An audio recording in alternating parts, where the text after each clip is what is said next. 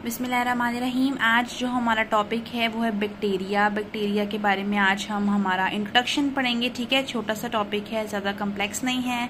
तो चलिए जी पढ़ते हैं इसकी तरफ। बैक्टीरिया क्या होते हैं? स्मॉलेस्ट होते हैं और हैविंग अ सेलुलर स्ट्रक्चर। ठीक है, कि यानी ये वो स्मॉलेस्ट ऑर्गेनिज्म है, ये वो स्मॉलेस्ट जानदार है दुनिया में जो कि सेल का स्ट्रक्चर रखते हैं। ओके, और ये यूनिसेलुलर प्रोकैरियोटिक ऑर्गेनिजम्स होते हैं कि ये एक सेल से मिलके बनते हैं। ये यूकैरियोटिक नहीं होते, यानी इनका वेल डिवेल्प न्यूक्लियस नहीं होता है, ये प्रोकैरियोट्स होते हैं। और स्टडी ऑफ बैक्टीरिया को बैक्टीरियोलॉजी कहते हैं। ठीक है, यहाँ पे हमने 3 पॉइंट्स डिस्कस किए कि ये वो सबसे छोटे ऑर्गेनिज्म दुनिया में पाए जाते हैं जो एक सेल का स्ट्रक्चर रखते हैं। दूसरा, ये यूनिसेलुलर होते हैं, प्रोकैरियोटिक होते हैं। और तीसरा, इनकी स्टडी को बैक्टीरियोलॉजी कहते हैं। ठीक है, तो उसके बाद बात करते हैं हम इसकी अकरेंस की। अकरेंस क्या है, कहाँ कहाँ ये पाए जाते हैं? ये मिट्टी में भी पाए जाते हैं, गंदगी में भी पाए जाते हैं, पानी में, हवा में, एनिमल्स के ऊपर, उनके अंदर, और प्लांट्स के ऊपर भी ये पाए जाते हैं। ये टेम्परेचर 70 डिग्री सेल्सियस के बराबर या उससे ज्यादा भी बियर कर सकते हैं। ठीक है, तो इसलिए यानी जब भी हम दूध लेते हैं तो हम कहते हैं इसको उबाल लो। ठीक है, जो उबला हुआ दूध होता है उसका टेम्परेचर 100 डिग्री सेल्सियस होता है, उसके अंदर फिर सारे बैक्टीरिया मर जाते हैं और वो पीने के लायक हो जाता है। तो इसीलिए ये टेम्परेचर सिर्फ 70 डिग्री सेल्सियस तक ही बियर कर सकते हैं। उसके बाद है 1 ग्राम ऑफ फर्टाइल सॉइल जो होती है, जो जरखेज मिट्टी है, उसका अगर 1 ग्राम लें तो उसमें 100 मिलियन बैक्टीरिया पाए जाते हैं। ऐसा नहीं है कि बैक्टीरिया जरासीम है, बैक्टीरिया हमारे लिए बहुत हेल्पफुल भी होते हैं, लेकिन कुछ केसेस में बैक्टीरिया हमें डिजीज भी कॉज कर सकते हैं। और इसके अलावा जो फ्रेश मिल्क अगर 1 सेंटीमीटर लिया जाए, यानी बहुत थोड़ा सा अगर दूध लिया जाए, तो उसमें 300 मिलियन बैक्टीरिया होते हैं।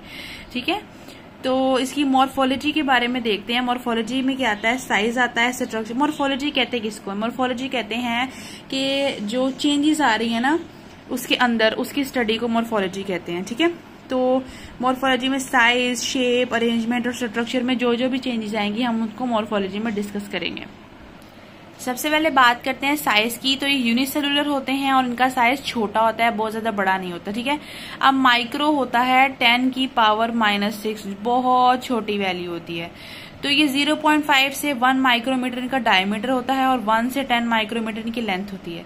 लेंथ कहते हैं, अगर ये सर्कल है तो इसकी पूरी चीज इसको लेंथ कहेंगे, और half of the length is called diameter. ठीक है, तो डायमीटर इसका इतना होता है, लेंथ इसकी इतनी होती है। उसके बाद शेप की बात करें तो इसकी सेल वॉल रिजिड होती है। मैंने कहा था ना ये सबसे छोटा ऑर्गेनिज्म है जो सेल का स्ट्रक्चर रखता है। तो सेल के स्ट्रक्चर में सेल वॉल बहुत इंपॉर्टेंट होती है, जो कि किसी भी सेल को एक डेफिनेट शेप देती है। तो जो इसका कोई भी शेप है ना, वो सेल वॉल की वजह से होती है कि सेल वॉल जितनी रिजिड होगी, जिस तरह की होगी, उस तरह का इसका स्ट्रक्चर होगा। आगे इसी बेस पर, सेल वॉल की बेस पर ही इसकी 4 टाइप्स हैं: कुकाई, बेसिलाई, स्पाइरिला एंड स्पाइरोकिट्स। ठीक है, मैं यहाँ पे इनकी पिक्चर्स लगा दूंगी, ये किस तरह की शेप है। वैसे कुकाई कहते हैं राउंड शेप को, बेसिलाई कहते हैं ऐसे रॉड शेप को, और स्पाइरिला कहते हैं ऐसे इस तरह स्पाइरल्स बने होते हैं। और जो स्पाइरोचिट्स होती हैं वो ऐसे, वो भी स्पाइरल्स ही होते हैं लेकिन ज्यादा फ्लेक्सिबल होते हैं। तो उसके बाद इसकी अरेंजमेंट की बात करेंगे। मोस्ट कम्प्लेक्स अरेंजमेंट पैटर्न जो पाया जाता है वो कुकाई में पाया जाता है। कैसे बात करते हैं, इसमें सबसे पहले बात आती है डिप्लोकोकाई की। डिप्लोकोकाई का मतलब है 2 कुकाई। ठीक है, तो यानी अगर एक कुकाई को, एक सेल को अगर एक प्लेन में डिवाइड किया जाए, चाहे वो इस तरह है 2 बन गए, चाहे वो इस तरह है 2 बन गए, चाहे वो इस तरह है। ठीक है, तो अगर एक प्लेन में डिवाइड किया जाए, एक प्लेन में डिवाइड किया जाए तो क्या है, ये दोनों पेयर्स में अटैच रहे तो इसे डिप्लोकोकाई कहते हैं। ठीक है, स्ट्रेप्टोकोकाई क्या है? Cells divide in 1 plane and remain attach in chains. ये देखो, ये सेल्स हैं, ये चेन्स की फॉर्म में अटैच तो हैं, लेकिन ये आगे किसी न किसी प्लेन में डिवाइड हुए हुए हैं। ठीक है, चेन बनाई हुई है लेकिन किसी न किसी प्लेन में ये कटे हुए हैं, डिवाइड हुए हुए हैं। टेट्राकोकाई है कि सेल्स 2 प्लेन में डिवाइड होते हैं और 4 सेल्स का ग्रुप बनाते हैं। कि अगर ये सेल है, एक प्लेन ये हो गया और एक प्लेन ये हो गया, तो कितने सेल बन गए? 1, 2, 3 एंड 4। ठीक है, तो 2 प्लेन में हम डिवाइड करते हैं लेकिन 4 सेल्स बन जाते हैं। आगे स्टेफाइलोकोकाई है कि इसमें हम एक सेल को 3 प्लेन में डिवाइड करते हैं, यानी एक प्लेन, दूसरा प्लेन, तीसरा प्लेन। लेकिन ये पैटर्न ना बहुत इरेगुलर होता है कि यानी हर किसी के पास इक्वल जो जगह है वो नहीं जाती है।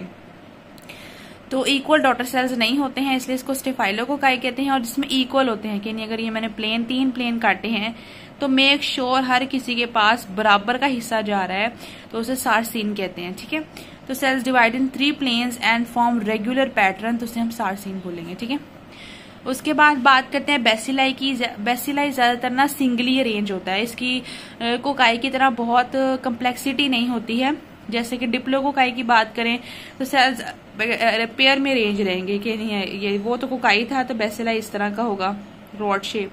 तो ये नहीं है, ये देखें मैं एक प्लेन में काटा, ये पेयर्स में अटैच रहे, ये डिप्लोकोकाई है। और यहाँ पे ये चेन बना लेंगे, यानी ये है ऐसे इन्होंने चेन बनाई हुई है in order to stay together. और हाइफी हम इसके बारे में पहले ही पढ़ चुके हैं कि ये लॉन्ग होती है, लंबी होती है इस तरह, और ये ब्रांच हो सकती है, यानी ऐसे इसकी ब्रांच निकल सकती है इस तरह।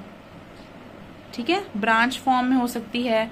और ये मल्टी न्यूक्लिएटेड फिलामेंट होता है कि यानी हर किसी के पास अपना अपना न्यूक्लियस है, किसी के पास एक से ज्यादा भी हो सकते हैं। ये सेप्टेट बनाई है मैंने, ए सेप्टेट भी होती है कि इसके अंदर की वॉल्स नहीं होंगी।